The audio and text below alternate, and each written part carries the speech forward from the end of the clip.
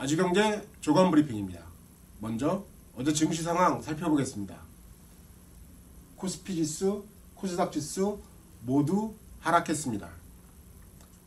미국이 어제 중국에 대한 관세 상향 조정 가능성을 내비쳤는데요. 이에 따라 한국 증시도 위축된 상황입니다. 주요 뉴스입니다.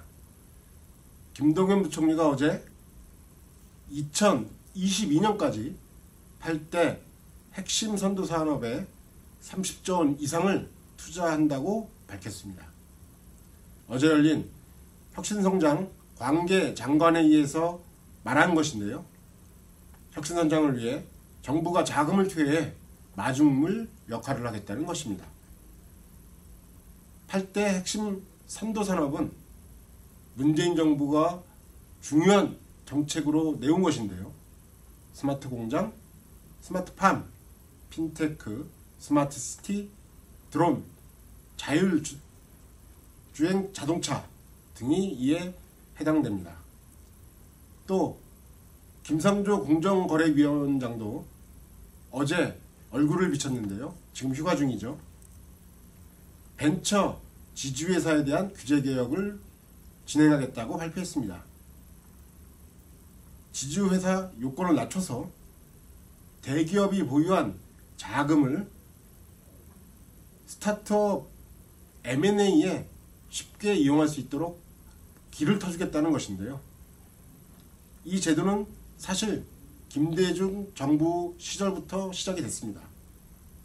그러나 그간 성과가 없었는데요. 과연 이번에 제대로 된 성과가 나올지 지켜보겠습니다. 다음은 삼성전자가 애플의 분기 영업이익률을 앞질렀다는 얘기입니다.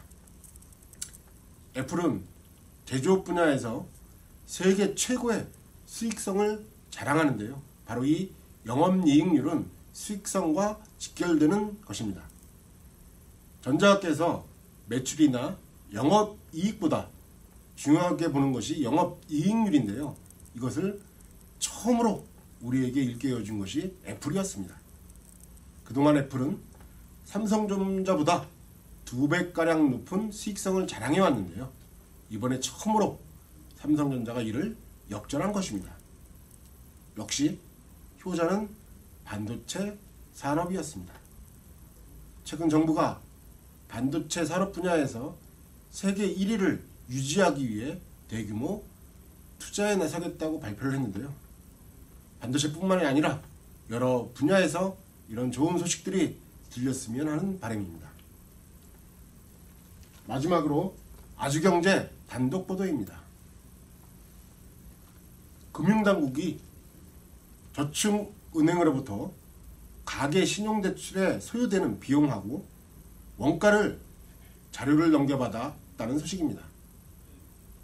저축은행들이 무분별하게 고금리를 부과하는 것은 아닌지, 금리 산정이 합리적인 것인지를 살펴보겠다는 건데요.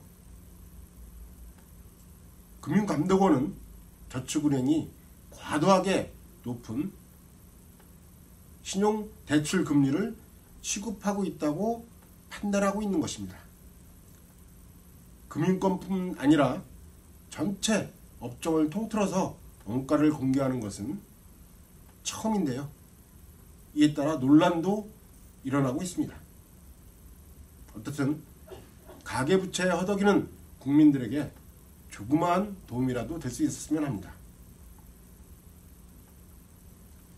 문재인 대통령은 이번 주 휴가를 마치고 다음 주 복귀를 합니다. 그런데 경제부처 수장들은 이 여름을 잊은 듯합니다. 김동연 경제부총리도 연일 계속되는 경제 위기 속에 휴가를 잊은 듯 보이고, 김상조 공정거래위원장도 어제 휴가임에도 불구하고 혁신성장 관계장관에게 참석을 했습니다.